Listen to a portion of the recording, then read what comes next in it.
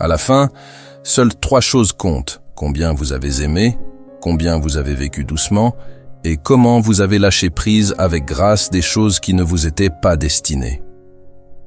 Bouddha. Vous êtes-vous déjà demandé si être trop gentil pouvait parfois causer plus de mal que de bien? Dans l'histoire d'aujourd'hui, nous allons explorer le parcours d'un jeune homme qui apprend l'équilibre délicat entre la compassion et la mise en place de limites. Découvrez comment cette sagesse peut transformer vos relations et apporter une véritable paix intérieure et harmonie dans votre vie. Restez avec nous jusqu'à la fin pour découvrir ces leçons puissantes et voir comment elles peuvent profiter profondément à vos interactions quotidiennes et à votre bien-être général. Dans un village serein, niché entre des collines ondulées et des rivières sinueuses, vivait un moine sage nommé Maître Liang. Connu pour sa profonde compréhension de la nature humaine et sa tranquillité inébranlable, Maître Liang avait guidé de nombreux villageois vers la paix intérieure et la sagesse. Ses enseignements étaient profondément enracinés dans l'ancienne sagesse du bouddhisme, mettant l'accent sur l'équilibre entre la compassion et le discernement. Un jour, un jeune homme nommé Kenta arriva au monastère de Maître Liang. Kenta était connu dans tout le village pour son grand cœur et sa nature douce. Il faisait toujours des efforts pour aider les autres, souvent au détriment de son propre bien-être. Malgré ses efforts, Kenta se sentait souvent accablé et exploité. Cherchant une solution à sa situation, Kenta s'approcha de Maître Liang pour obtenir des conseils. Kenta trouva Maître Liang en train de méditer sous un grand arbre bodhi, les feuilles bruissant doucement dans la brise. L'air était rempli d'un sentiment de calme et de tranquillité. En voyant le visage troublé de Kenta, Maître Liang l'accueillit avec un sourire chaleureux. « Maître Liang, commença Kenta, j'essaie toujours d'être gentil et doux avec tout le monde, mais j'ai souvent l'impression que les gens profitent de moi. Je me sens épuisé et pas apprécié. Comment puis-je trouver un équilibre ?» Maître Liang hocha la tête en signe de compréhension et dit « Kenta, il est louable d'être gentil et doux, mais il est également important de reconnaître la nature de la souffrance. Bouddha a enseigné que la souffrance est une partie inhérente de la vie humaine. Cette souffrance inclut la douleur physique, le tumulte émotionnel et le mécontentement qui découle du désir constant de plus. Être doux avec tout le monde peut temporairement alléger certaines formes de souffrance, mais cela ne répond pas aux causes profondes de la souffrance. Il continua. La première noble vérité de Bouddha reconnaît l'existence de la souffrance dans le monde. Pour vraiment vous aider, vous et les autres, vous devez d'abord comprendre et faire face à la souffrance en face à face. En faisant cela, vous gagnez en clarté et en perspicacité sur la nature de la souffrance, ce qui vous permet de trouver des moyens efficaces de la transcender. Kenta réfléchit à ces mots et réalisa que sa douceur constante ne répondait pas aux problèmes plus profonds de ses interactions avec les autres. Maître Liang parla ensuite de la deuxième noble vérité. La deuxième noble vérité identifie la cause de la souffrance comme étant l'attachement et le désir. Il est de la nature humaine de chercher le plaisir et d'éviter la douleur, mais notre attachement à ces désirs conduit à la souffrance. Être excessivement doux avec tout le monde peut être une manifestation d'attachement et d'un désir d'approbation ou de validation. Il expliqua. Lorsque nous sommes trop gentils pour obtenir de l'approbation ou éviter les conflits, nous sommes guidés par nos propres attachements et désirs. Cela peut entraîner un cycle de souffrance où nous nous sentons non appréciés et exploités. Pour briser ce cycle, nous devons laisser aller nos attachements et nos désirs. Cela ne signifie pas devenir émotionnellement détaché, mais plutôt développer une attitude équilibrée et compatissante envers les autres.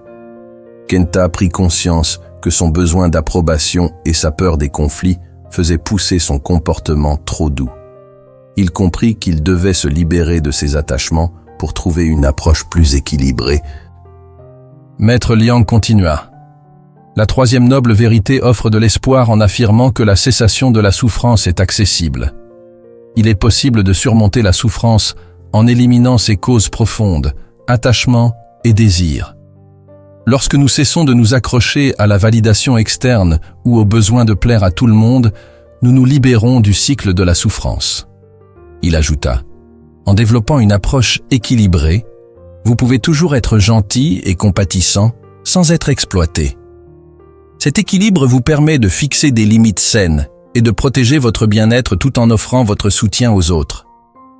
Kenta ressentit un sentiment de soulagement et d'espoir, sachant qu'il pouvait trouver un moyen d'équilibrer sa gentillesse avec sa prise en charge de soi. Maître Liang parla ensuite de la 4e noble vérité, qui décrit le chemin octuple, le chemin vers la libération de la souffrance. Le chemin octuple englobe une conduite éthique, une discipline mentale et de la sagesse. Bien que d'être doux avec tout le monde puisse sembler vertueux, le chemin octuple nous encourage à cultiver le discernement et la sagesse dans nos interactions. Il expliqua les composants du chemin octuple: vision juste, intention juste, parole juste, action juste, mode de vie juste, effort juste, attention juste et concentration juste. Le chemin du milieu, souvent associé au bouddhisme, est le principe de trouver un équilibre et d'éviter les extrêmes. Dans le contexte de ne pas être doux avec tout le monde, le chemin du milieu nous encourage à trouver un équilibre entre la compassion et le discernement. Maître Liang continua. Bouddha lui-même a exemplifié le chemin du milieu. Avant son éveil, il a vécu une vie d'indulgence en tant que prince, puis a pratiqué l'ascétisme extrême. Aucun extrême ne lui a apporté les réponses qu'il cherchait. Ce n'est que lorsqu'il a trouvé l'équilibre du chemin du milieu qu'il a atteint l'éveil. Dans nos interactions avec les autres, nous ne devrions être ni excessivement doux, favorisant des comportements nuisibles, ni excessivement sévères, causant une souffrance inutile. Au lieu de cela, nous devrions aborder chaque situation avec discernement, comprenant quand être compatissant et quand établir des limites.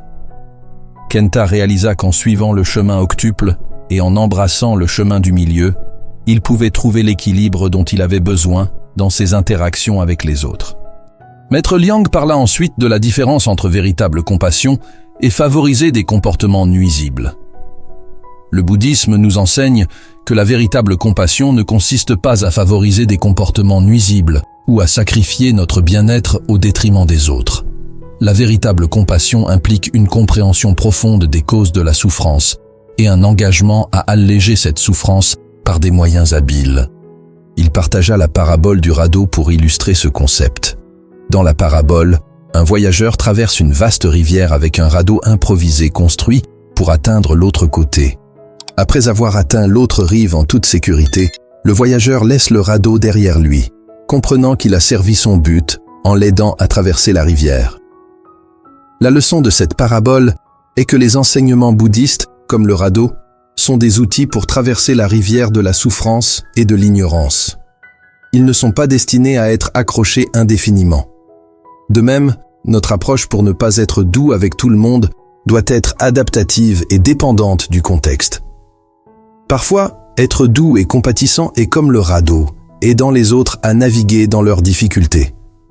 Cependant, il y a des situations où s'accrocher à une douceur excessive devient un obstacle. Dans de tels cas, nous devons abandonner notre douceur et adopter une approche plus discernante pour guider nous-mêmes et les autres vers la libération de la souffrance. Kenta comprit que la véritable compassion signifiait parfois fixer des limites et ne pas favoriser des comportements nuisibles. Maître Liang continua.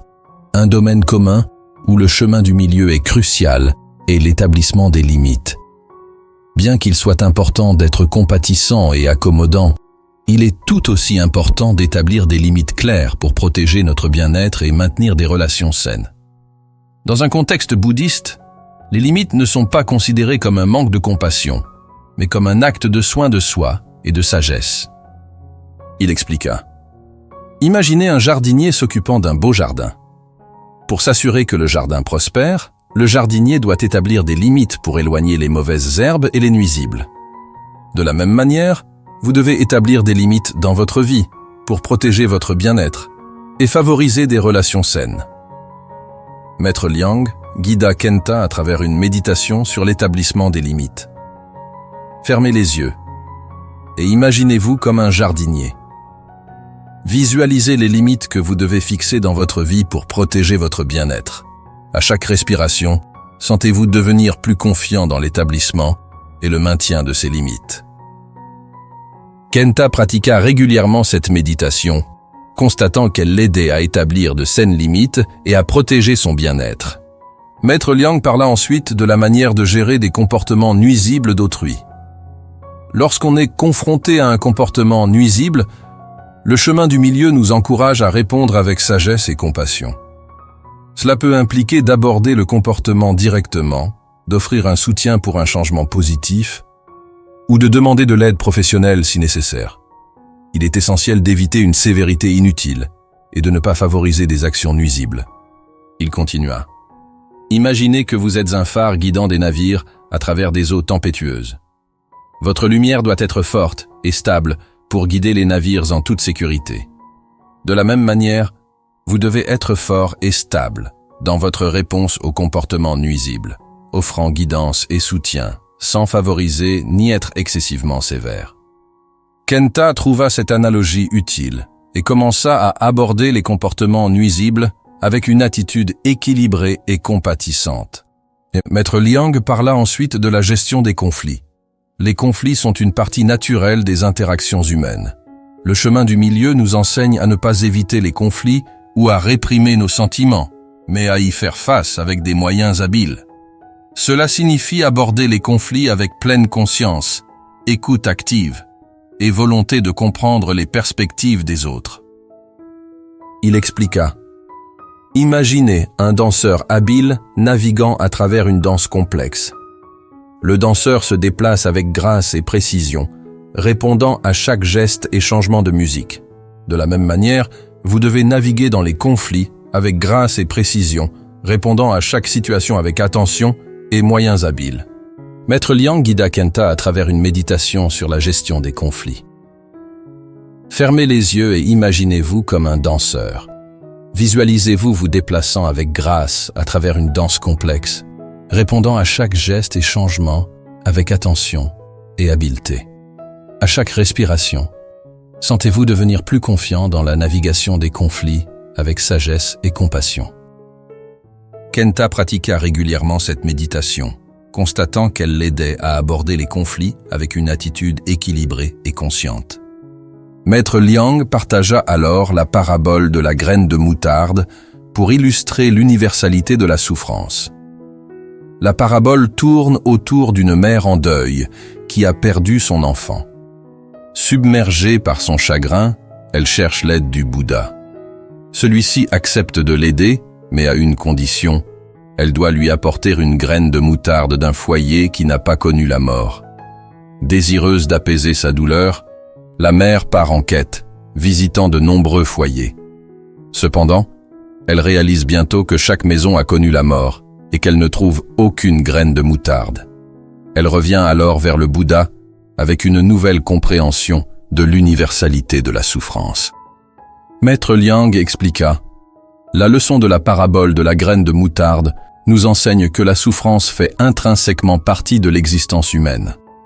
Tout le monde éprouve perte, douleur et chagrin à un moment ou à un autre de sa vie. Dans le contexte de ne pas être doux avec tout le monde, cette parabole nous rappelle que la douceur seule ne peut pas éradiquer la souffrance.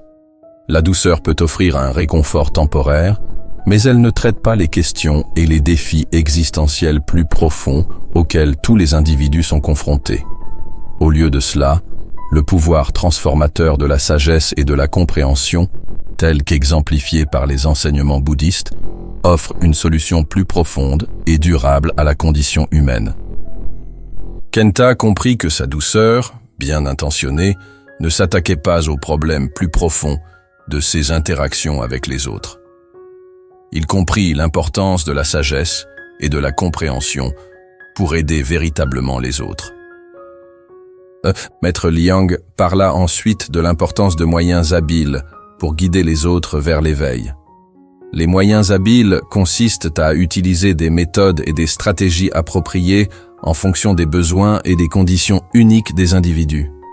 Dans le contexte de ne pas être doux avec tout le monde, Les moyens habiles sont essentiels pour une communication efficace et une guidance compatissante. Il expliqua: adapter la compassion ne signifie pas être systématiquement rigide ou peu compatissant. Au contraire, cela nécessite une compréhension nuancée de la situation et des besoins de chaque personne. Les moyens habiles nous permettent d'adapter notre approche pour offrir le bon équilibre de soutien, de guidance et de limites. Maître Liang raconte une histoire sur un pêcheur qui utilisait différentes techniques pour attraper différents types de poissons. Tout comme le pêcheur utilise différentes techniques selon le type de poisson qu'il essaie d'attraper, vous devez adopter différentes approches en fonction des besoins et des conditions des personnes avec qui vous interagissez. Kenta trouva cette analogie utile et commença à adapter son approche pour chaque individu, utilisant des moyens habiles pour offrir le bon équilibre de soutien et de guidance. Maître Liang continua: chaque personne est unique et leur chemin vers le bonheur et le bien-être diffère. Alors que certains peuvent bénéficier d'une approche douce et compatissante, d'autres peuvent nécessiter une guidance plus directe et affirmée. Les moyens habiles impliquent de reconnaître ces différences individuelles et d'adapter nos interactions en conséquence.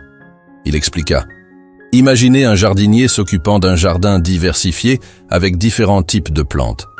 Chaque plante a ses propres besoins et nécessite des soins différents. De même, chaque personne a ses propres besoins et requiert des approches différentes. En reconnaissant et en respectant ces différences, vous pouvez offrir un soutien et une guidance plus significatifs. Kenta commença à reconnaître et à respecter les différences individuelles des personnes avec lesquelles il interagissait, adaptant son approche pour mieux répondre à leurs besoins. Maître Liang parla ensuite de l'importance de l'empathie et de l'écoute active. Les moyens habiles impliquent également l'écoute active et l'empathie. En comprenant profondément les expériences et les émotions des autres, nous pouvons répondre avec une plus grande sagesse et compassion. Cette approche nous permet d'offrir un soutien et une guidance significatifs sans compromettre notre bien-être. Il continua: imaginez que vous êtes un musicien talentueux jouant dans un orchestre. Pour créer une belle musique, vous devez écouter les autres musiciens et répondre à leur jeu. De la même manière, vous devez écouter attentivement les expériences et les émotions des autres et répondre avec empathie et sagesse.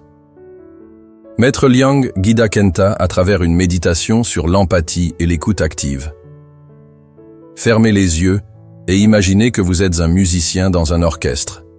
À chaque respiration, sentez-vous de plus en plus à l'écoute des sons qui vous entourent, répondant avec empathie et compétence. À chaque respiration, sentez-vous devenir plus attentif aux expériences et aux émotions des autres, répondant avec sagesse et compassion. Kenta pratiqua régulièrement cette méditation, constatant qu'elle l'aidait à développer une plus grande empathie et des compétences d'écoute active. Maître Liang parla ensuite de l'importance d'embrasser l'impermanence. L'impermanence est l'une des vérités fondamentales du bouddhisme. Elle nous enseigne que toute chose, y compris nos émotions et nos relations, sont sujettes au changement et à la transience. Comprendre l'impermanence est essentiel dans le contexte de ne pas être doux avec tout le monde. Il expliqua: nos émotions sont en constante évolution, souvent influencées par des circonstances extérieures. Être excessivement doux ou sévère en réponse à nos émotions peut entraîner une instabilité dans nos relations. Reconnaître l'impermanence des émotions nous permet de répondre avec équanimité et sagesse. Il continua: même les relations les plus proches de nos vies sont impermanentes. Les gens changent, les circonstances changent et les relations évoluent. Comprendre l'impermanence nous permet d'apprécier la beauté de chaque moment tout en étant préparé aux changements inévitables que la vie apporte. Maître Liang guida Kenta à travers une méditation sur l'impermanence. Fermez les yeux et imaginez-vous comme une feuille flottant sur une rivière. À chaque respiration, sentez-vous flotter avec le courant, accueillant le changement et laissant de côté des notions rigides. À chaque respiration, sentez-vous devenir plus ouvert et adaptable, appréciant la beauté de chaque moment. Kenta pratiqua cette méditation régulièrement, trouvant qu'elle l'aidait à embrasser l'impermanence et à répondre aux changements de la vie avec sagesse et équanimité. Maître Liang parla ensuite de l'art de lâcher prise. L'impermanence nous enseigne l'art de lâcher prise. Elle nous rappelle que s'accrocher à des notions rigides de gentillesse envers tout le monde est futile. Au lieu de cela, nous pouvons aborder nos relations et nos interactions avec un sens d'ouverture et d'adaptabilité, leur permettant d'évoluer et de se transformer naturellement. Il continua. Imaginez que vous tenez une poignée de sable. Plus vous serrez, plus le sable s'échappe de vos doigts. Mais si vous le tenez doucement et avec une main ouverte, le sable reste en place. De même, en laissant de côté des notions rigides et en embrassant l'ouverture, vous pouvez maintenir l'équilibre et l'harmonie dans vos relations. Maître Liang guida Kenta à travers une méditation sur le lâcher-prise. Fermez les yeux et imaginez-vous tenant une poignée de sable. À chaque respiration, sentez-vous relâcher votre prise et laisser aller. À chaque respiration, sentez-vous devenir plus ouvert et adaptable, accueillant le flux naturel de la vie. Kenta pratiqua cette méditation régulièrement, constatant qu'elle l'aidait à se libérer de notions rigides et à aborder ses relations avec ouverture et adaptabilité. Maître Liang parla ensuite de l'importance de la pleine conscience et de la compassion envers soi-même. La pleine conscience est une pratique centrale du bouddhisme, impliquant de cultiver une conscience du moment présent sans jugement. La pleine conscience et la compassion envers soi deviennent nos alliés dans le cheminement pour ne pas être doux avec tout le monde. Il expliqua, la compassion envers soi implique d'étendre de la compassion à nous-mêmes.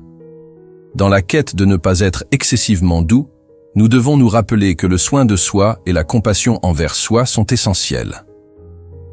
Être attentif à nos propres besoins et émotions nous permet de maintenir un équilibre intérieur et d'éviter l'épuisement.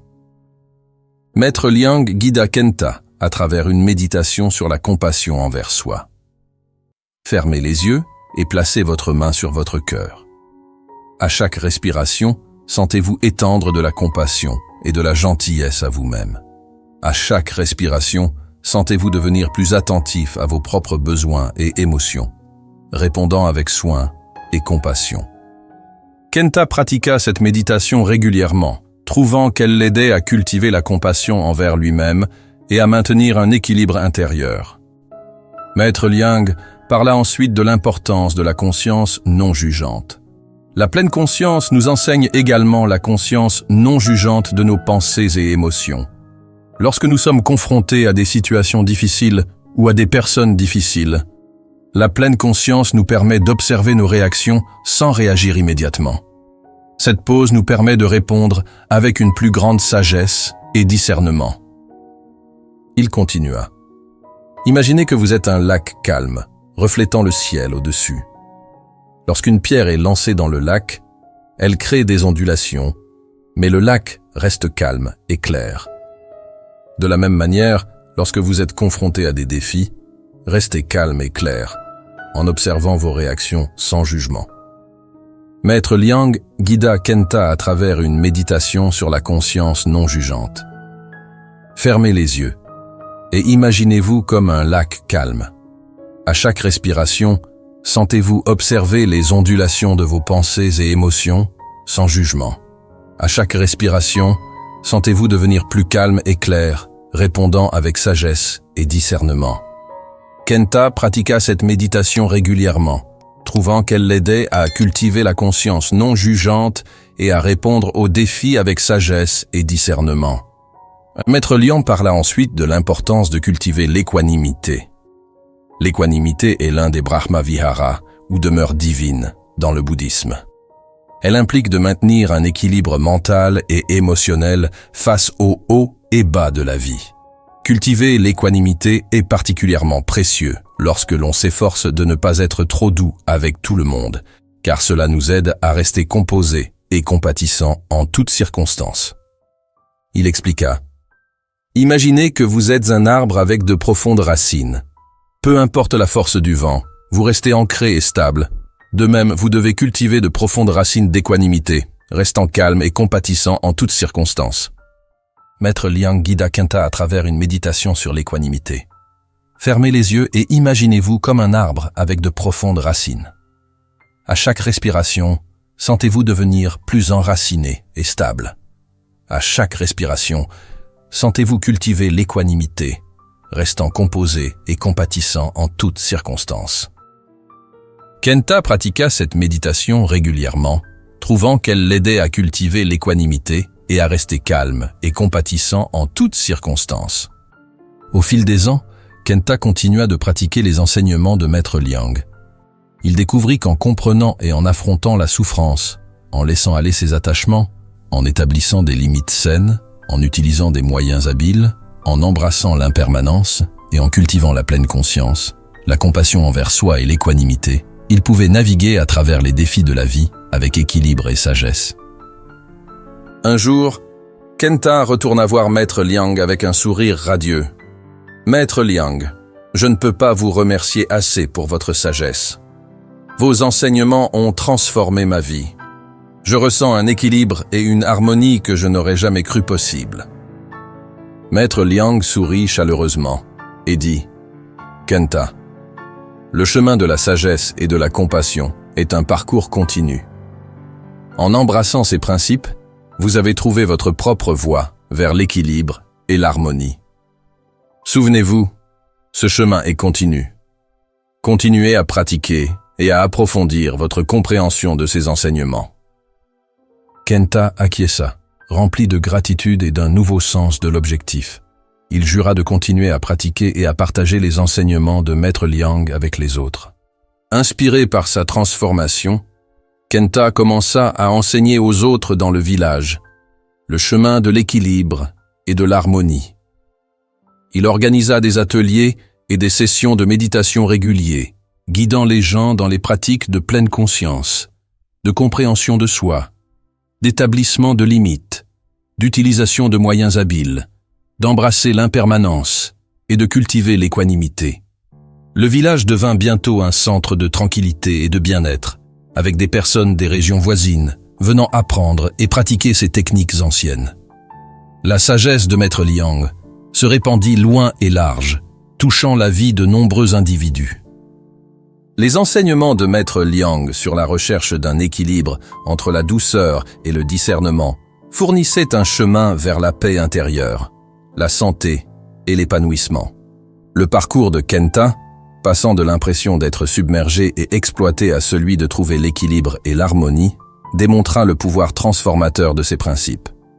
Alors que Kenta et les villageois continuaient à pratiquer et à partager ces enseignements, ils découvrirent que le véritable équilibre vient de l'intérieur. En embrassant le moment présent, en se comprenant eux-mêmes, en fixant des limites saines, en utilisant des moyens habiles, en embrassant l'impermanence et en cultivant la pleine conscience, la compassion envers soi et l'équanimité, ils pouvaient naviguer à travers les défis de la vie avec grâce et sagesse. Si vous avez apprécié cette histoire, envisagez de vous abonner à notre chaîne pour d'autres récits éclairants. Cliquez sur la vidéo affichée à l'écran pour continuer votre parcours d'apprentissage et d'autodécouverte.